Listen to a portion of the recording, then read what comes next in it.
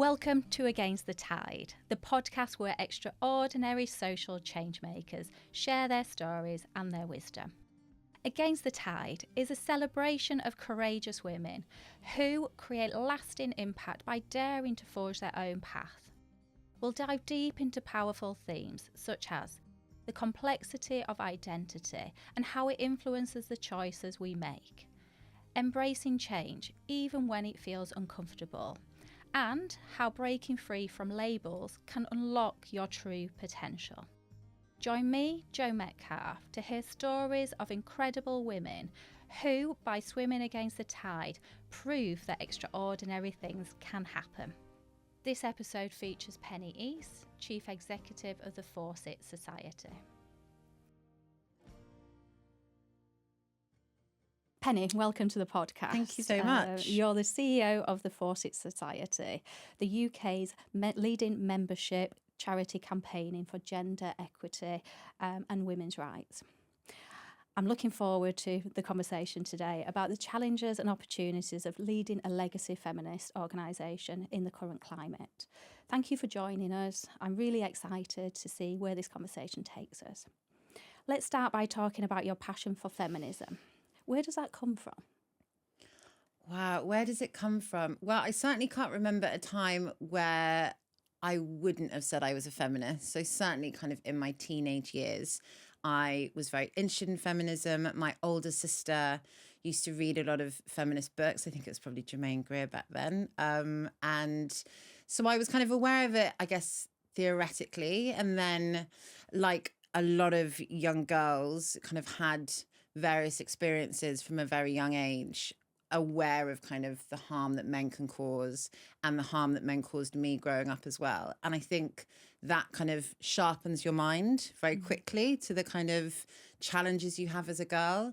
And I don't think that ever went away. I would say, though, that it's interesting, and I see this with a lot of women who are feminists, who even work in the women's sector in some description, that the kind of being a feminist and living those feminist values in your personal life don't always marry up. I remember going to a conference only recently and they were talking about domestic abuse services, and there were managers in those domestic abuse services talking about their own staff dealing with domestic abuse in their own relationships or in their own homes. And I think there's an idea of kind of, once you say, I'm a feminist, and you know that somehow kind of impacts your entire life and you live in that way. And actually it's more complicated than that. And I certainly remember that growing up, feeling like a feminist, talking like a feminist, reading the books of a feminist, but not necessarily experiencing that kind of empowerment in my personal life. And I think probably now,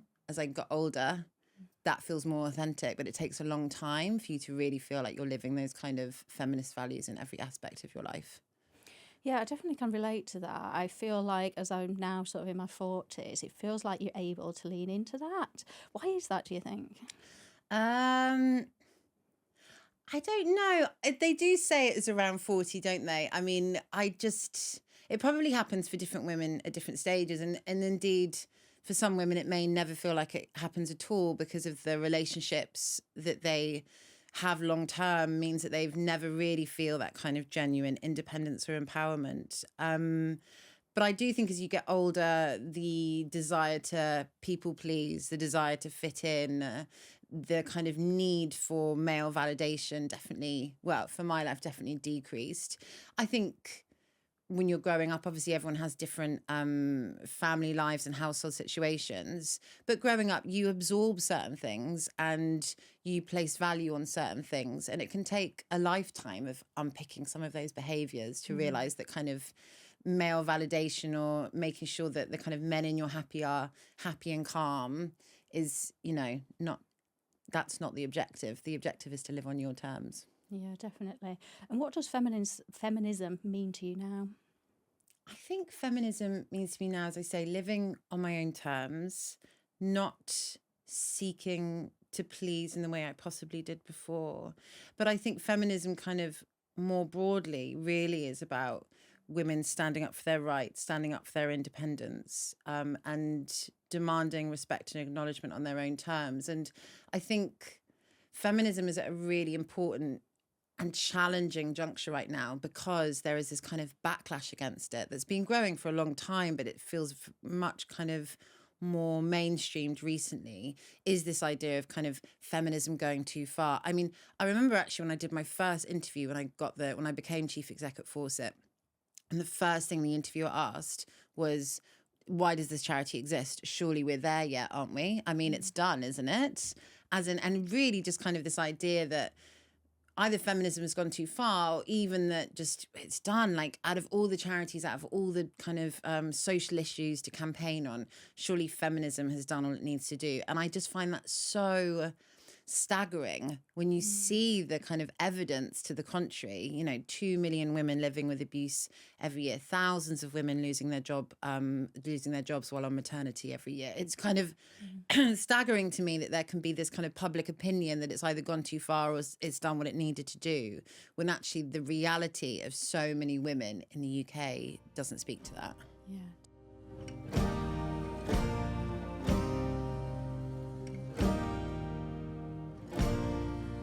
You've taken on the role of the CEO at an organisation with a bold mission. Can you tell us more about the work and what drew you to it? Yeah, I think what drew me to it is the fact that at Fawcett, we have a very broad remit. So we're a very small team. It's a really small organisation, but the remit and the strategy is intentionally broad. So we look at women in the workplace. We look at women and their relationship with AI and technology, and also women's safety and representation in public services and public spaces. So it's incredibly broad. I think the thing that really appealed to me is the fact that it's looking at the root cause of those issues, and that root cause being misogyny and sexism. So you'll see a lot of women's organisations who are doing brilliant work on single issues, whether it be ending maternity discrimination, women in prison, sexual violence, and they're doing fantastic work on those issues. I think the thing that Fawcett is looking at is misogyny and how it manifests and impacts all of those single issues. So it's not just looking at the symptoms, it's looking at the root cause. And as I say, I think particularly at this time, having a comprehensive analysis of how misogyny and sexism is appearing both offline and online is hugely important, because very much kind of from speaking to frontline organizations or looking at academic research, that the problem is going in the wrong direction in terms of kind of misogyny being mainstreamed and more socially acceptable. And what do you think's driving that? Yeah, it's a really interesting question. I mean, I think there's a lot that's driving it in terms of there's this kind of hardening of attitudes towards equality and diversity more broadly. That kind of, I hate to use the expression woke, but that kind of backlash against what people see as the woke agenda, or kind of, you can't say anything nowadays, and this kind of idea that we all can't take a joke anymore. I think kind of feminism has got wrapped up in that a lot. And in that kind of hardening of attitudes to equality and diversity, there is a kind of, the pendulum has pushed so far the other way that there is a kind of, as soon as a woman with a job like mine or a campaigner speaks out, there is just a natural backlash to it, because people are kind of living within this frame of mind where anything that can be put under a kind of rights agenda has that pushback. I mean, we see some real prominent feminist campaigners who just get the most vile abuse online, death threats, rape threats, for running some of the most kind of uncontroversial campaigns you can think of.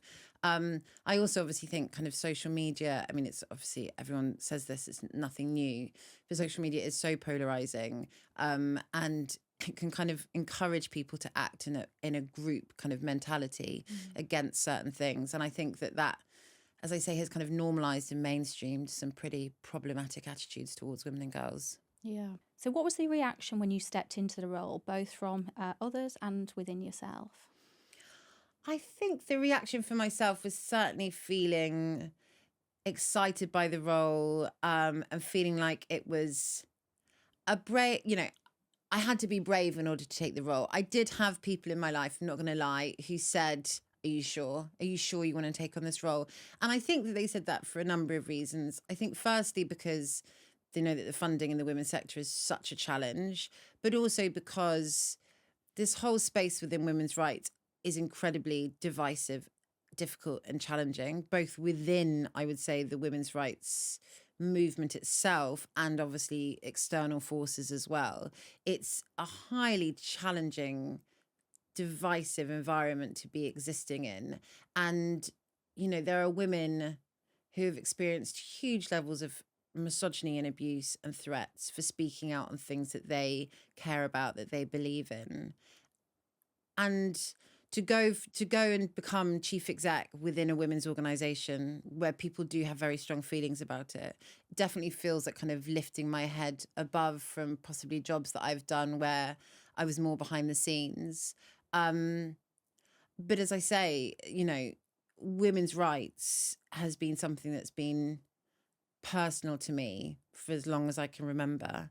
And so it felt like one of those moments where, if not now, when really? And yeah, so I went for it. Amazing.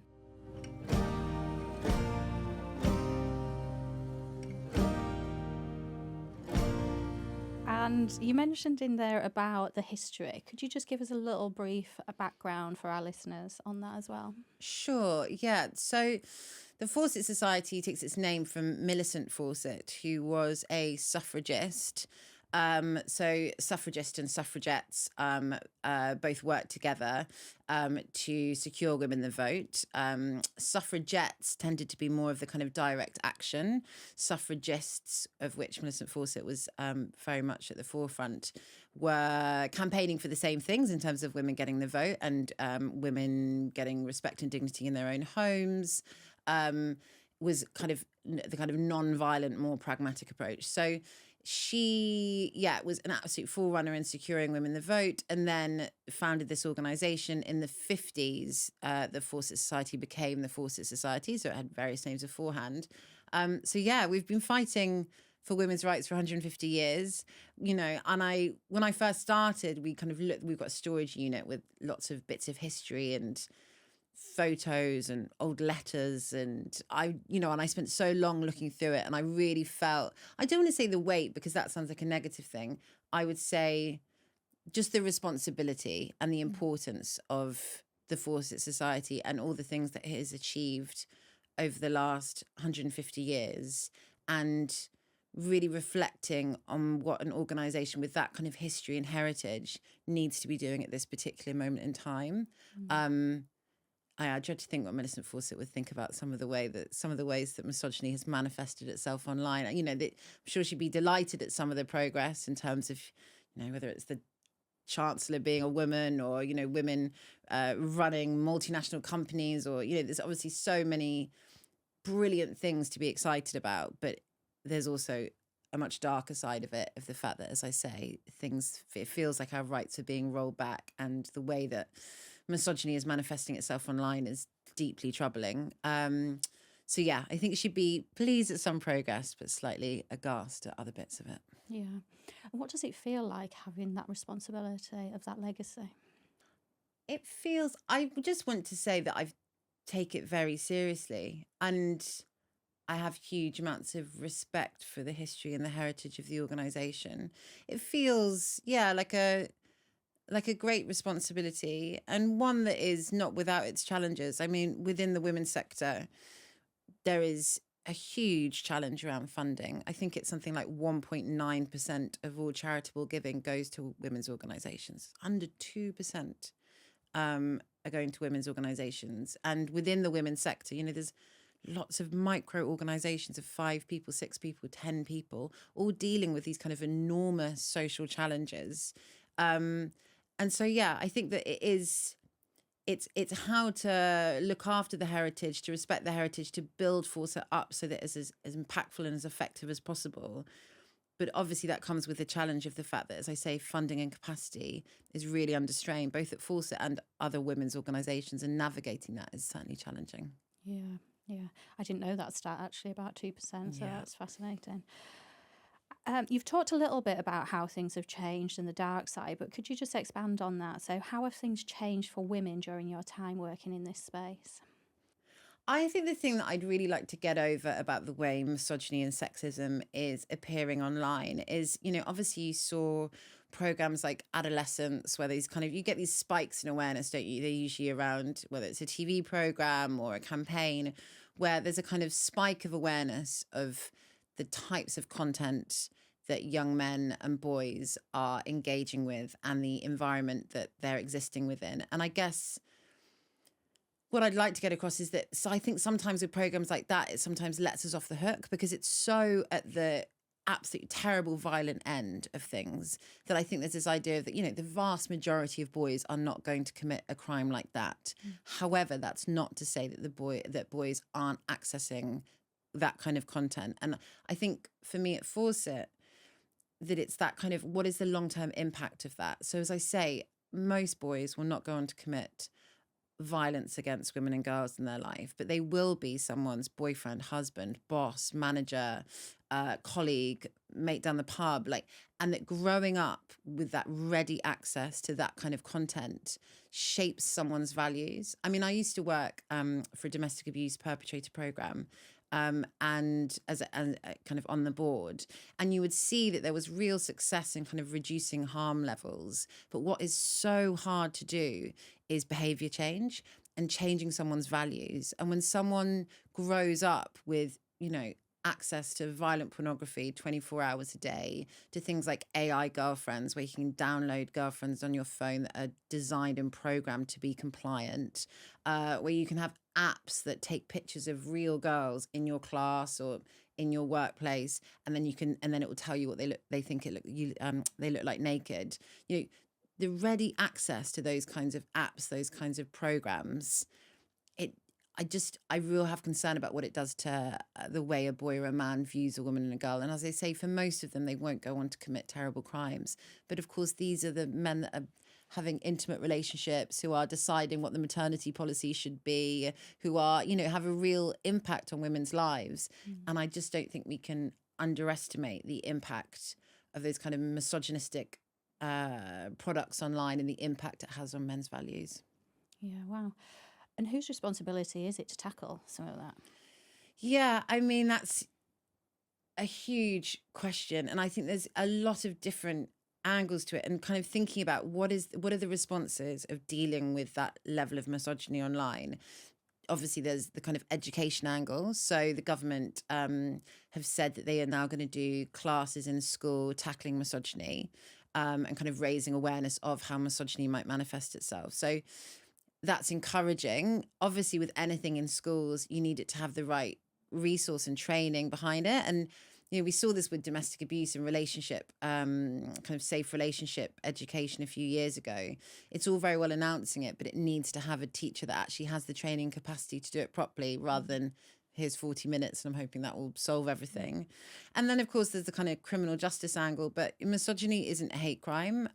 It's something that Fawcett has talked a lot about historically, that misogyny should be a hate crime. But I think that really limits the kind of the response, certainly, about what people can do about online misogyny, because it's not a crime. It's not a crime to be misogynistic. It's not a crime to send, it's a crime to kind of be violent or abusive, but it's misogynistic abuse is not a crime at the moment. And so that kind of criminal justice response is really limited. I think the other response, and this sounds so kind of, whenever I say it, I think it sounds like not meaningless, but it's around male allies. And I say that because I think male allies are so important, because for young men, they don't actually want to hear from middle-aged women telling them why this is wrong and why that is wrong. They've got the Andrew Tates of this world telling them that if you do this and do that, you can get a nice car and you can live the life of dreams. It's about men stepping up and challenging some of that narrative, because actually women like me, I'm very aware of the limitations of what a woman can do in order to change those mindsets. I guess why I kind of was cautious about saying it in terms of is it meaningless is just because it's how do men show up in a meaningful way isn't particularly clear. I don't think we want necessarily men to run around being our heroes, but I think it's more that kind of every day stepping in, and that could be someone that you see online, that could be a friend, that could be somebody at work, and it doesn't need to be a kind of big dramatic heroic moment. But if you hear that kind of everyday sexism, misogynistic jokes, just to call it out, and say it's not acceptable and it's not funny, and then to move on. It doesn't need to be a big, but it's those tiny little everyday steps that are going to try and make sexism and misogyny socially unacceptable, and that's where we need to get to.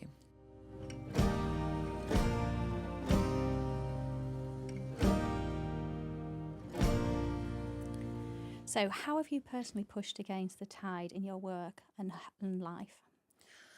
I think reflecting on what I talked about at the start in terms of kind of living feminist values within your work and within your personal life, and those not necessarily always feeling like they align. And I think that that's true for a lot of feminist leaders. I hope that it's authentic and real to be able to say that and to be able to express it. And I come across a lot of women who are incredibly strong at work, but are navigating very difficult, potentially quite toxic situations in the home where they are, I don't want to say, for whatever reason, tolerating things within the home domain that they would never tolerate from friends or in the work, in a work environment. And I think I have had to swim up against that kind of growing up of my inclination or my tendency in my personal life to possibly want to people please or to kind of make men's lives more comfortable rather than kind of standing up for myself. And I'm talking about, me in my 20s, so some time ago now. But certainly I remember one example of when I was in my 20s having a boyfriend who fancied himself as a bit of an intellectual. I mean, I'm sure he was very clever. But I just remember there being examples of me not saying what I actually knew about topics because somewhere instinctively I knew that he wanted to be the one to tell me about things, to tell me about that film or that book or that bit of history or that city that he enjoyed kind of,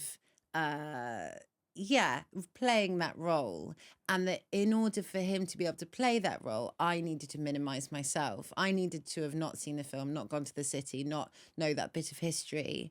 And I reflect now, and I was, 20 years ago, and I reflect now on the number of times that I was kind of molding myself in order to make a man, either kind of a boyfriend or a partner or in my wider family, feel good about themselves. Just those kind of small, everyday changes to myself.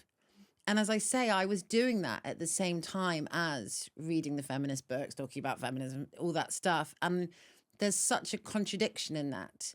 And I don't know if I was aware of the contradiction when I was doing it. Probably not. But certainly now I look back, and if I'm being, real and honest and frank about it, I can see that there was that kind of contradiction happening. And yeah, it's taken a lot of time and effort and self-awareness over the last couple of decades to unpick where that came from, where that kind of feeling that my role was to somehow keep them happy rather than keeping myself happy.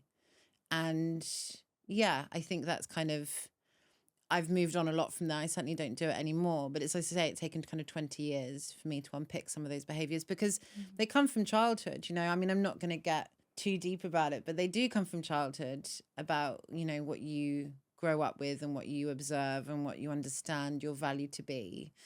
And it takes time and effort to unpick that. And you can read all the books in the world about the theory, but it's how do you play it out in your real life, I think. How do you do the work on yourself? Yeah, Definitely. So how have you personally advocate for change while staying safe and grounded? It's a real challenge to stay, to manage it in terms of within my own personal life, to stay grounded, to make sure things are kept in perspective. There's such huge, enormous challenges that Fawcett and other women's organisations are trying to tackle. You've got to find ways to try and disconnect at certain times.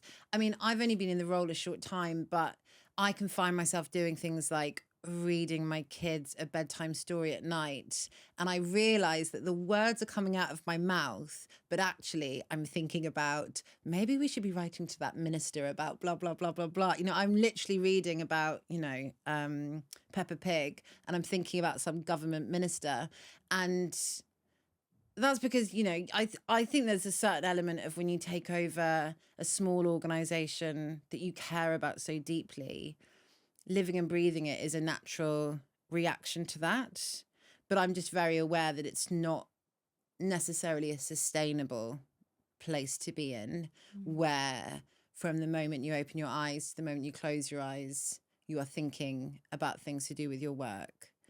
And that has a long-term impact. And so I think, finding practices and tools to be able to properly disconnect at certain points are really important. And where are you at with that, sort of trying to disconnect? Probably more work to be done. Some obviously that comes with having a phone on you at all times, but also just the news agenda. That's the thing.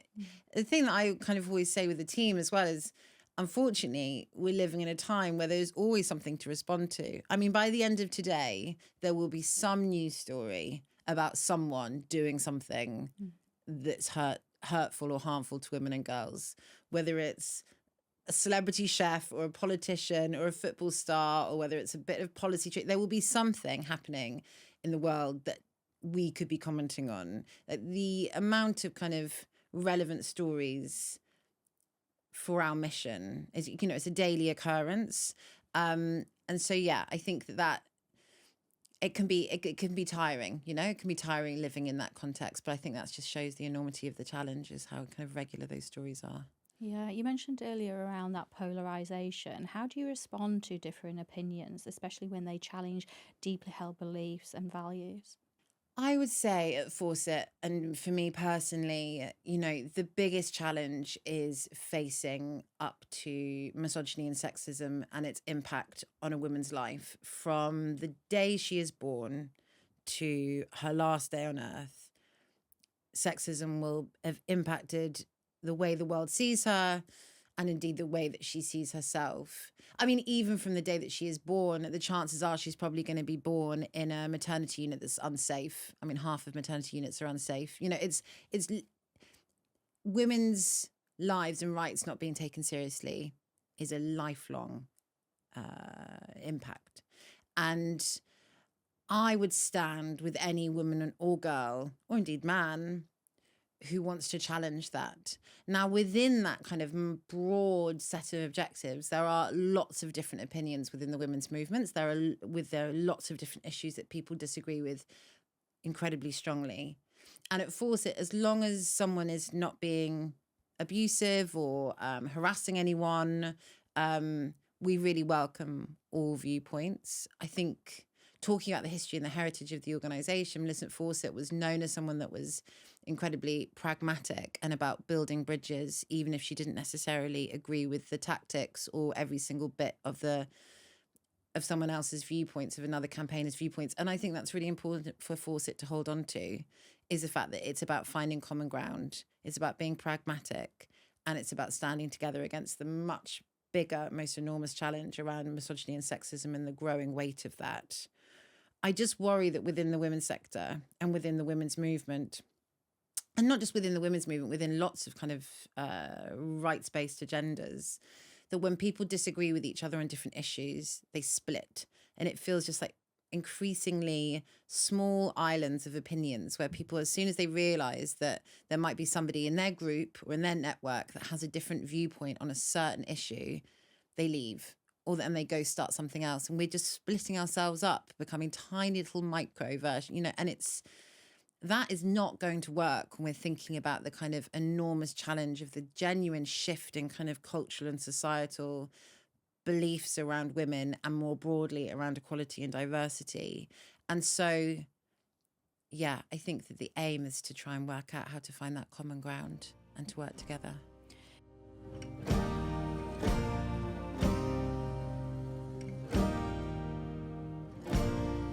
What role does everyone, regardless of gender, play in creating equity for all?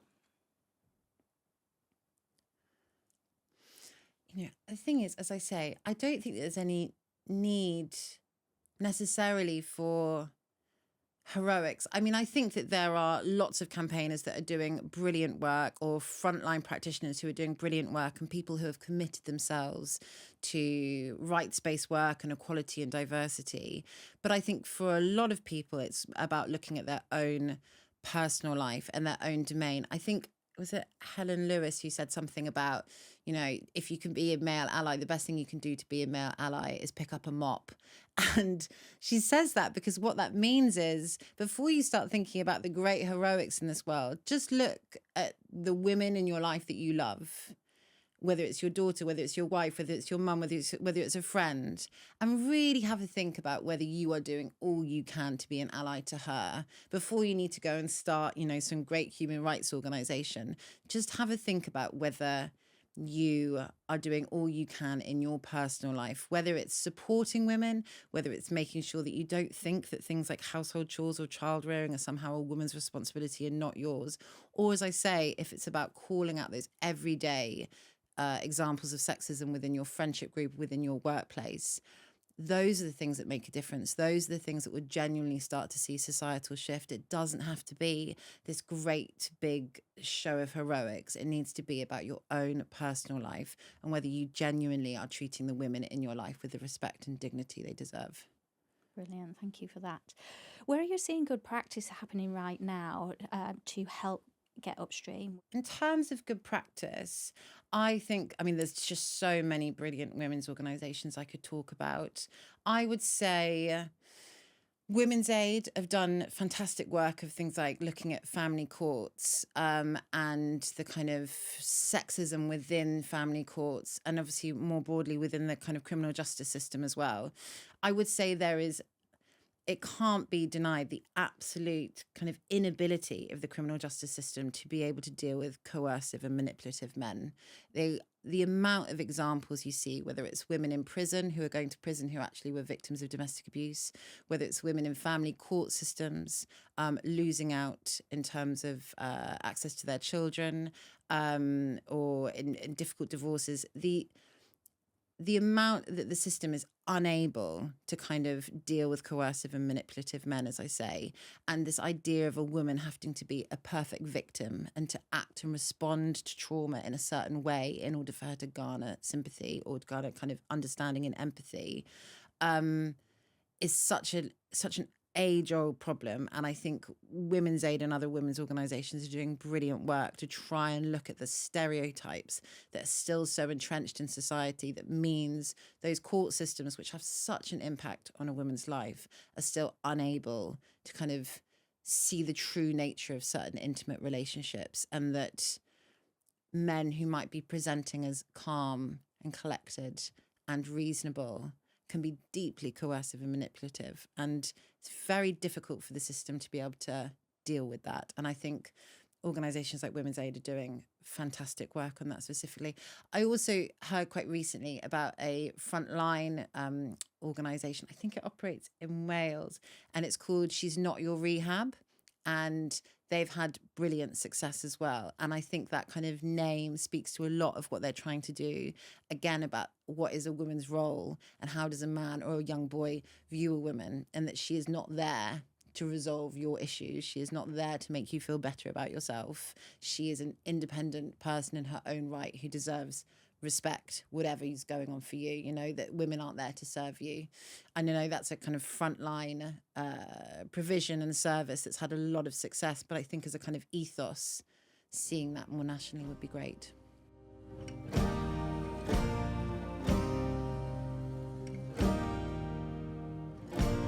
And you've mentioned before about football club that you've been. Do you want to say anything about that as well? So when I joined Fawcett, one of our absolute kind of obviously key campaigns is about the gender pay gap. So every year, it's usually around the end of November, we campaign. We have Equal Pay Day, which is basically essentially when women stop getting paid in comparison to men. And I went to see Lewes Football Club, which is a brilliant football club on the South Coast. And they are the only football club in the UK that pays the women's team the same as the men's team. And honestly, when I went there, it was like an eye-opener. I went there the loos were brilliant and lovely and had Tampax in them, and there was a breastfeeding area. I mean, obviously women should be able to breastfeed wherever they like, but for any women that didn't want to breastfeed in the stands, there was a special stand for that.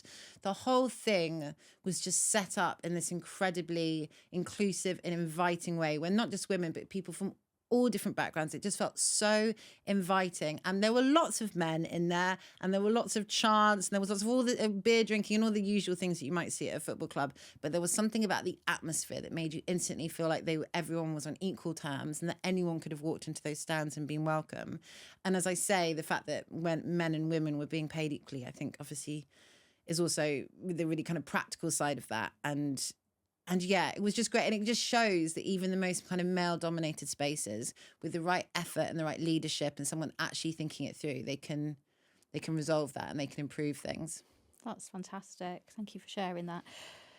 There's lots of challenges in there that you've gone through. What are your hopes for the future? I think one of my main hopes for the future at Fawcett is definitely about that kind of building the sector up. As I've spoken about, I can't stress enough the amount of pressure the women's sector is under, that the problems that we are facing in terms of the way misogyny is increasing, particularly online and particularly with young men, and the absolute limited resource and capacity we have to deal with that. And so in terms of my hope for the future, it's about women's organisations building up together, working together, and also working with other organisations outside of the women's sector as well, who may have similar agendas around equality and diversity, and really building up that momentum to offer an alternative narrative to what is happening outside. It's a huge task because with women's organisations, obviously, there's so much work that has to go in just to keeping the lights on. You know, you're fundraising all the time. You're working out how are we going to get an office? How are we going to pay for this? How are we going to pay for that? It's so challenging to find the time and the resource to look outside of yourself to think about what we could be doing in partnership. But the only way we have any chance of genuinely dealing with the levels of misogyny and sexism currently entrenched in society is by working together. And I hope that Fawcett can be a force for that. Fantastic. So if people feel inspired after listening today, how can people learn more and get involved in the movement? Well, the first thing to say is that you should join as a member. We are a membership organisation. We are open to everybody, into women and men. And yeah, we have a kind of membership body. You can join us. You can find out more about us. As a member, you get to go to member-only events. We have a conference every year in the spring that you can come to, where you can hear from campaigners and ministers and policymakers on issues around feminism and women's rights. And the other key thing about being a member is you can help shape our campaigns. So as I spoke about, our remit is very broad. We have a number of kind of flagship campaigns around things like equal pay. We're also really open to future campaigns or future projects that we might be seeing in 2026 and 2027. And we want to make sure that our members can feed into those campaign ideas. What should we be doing more on? Where should we be putting our capacity? So yes, if you want to find out more, you can obviously go to our website, follow us on social media. And if you want to get involved, then join as a member, and we'd love to hear from you. Thank you. Thank you so much for joining today. You. It's been an inspiring conversation, and lots for me to think about and take away. Definitely Brilliant. Having a daughter and a son, and seeing how I can influence through those micro actions and my own behaviour as well. Thank you so much for having me. It's been great. Thank you. Thanks for listening to Against the Tide, brought to you by Joe Metcalfe and Louise Kavanagh. We're grateful to the team at Sticks and Glass in Leeds and Bison Studios in London, our inspiring guests and wonderful listeners. Subscribe to Against the Tide wherever you get your podcasts so you never miss an episode.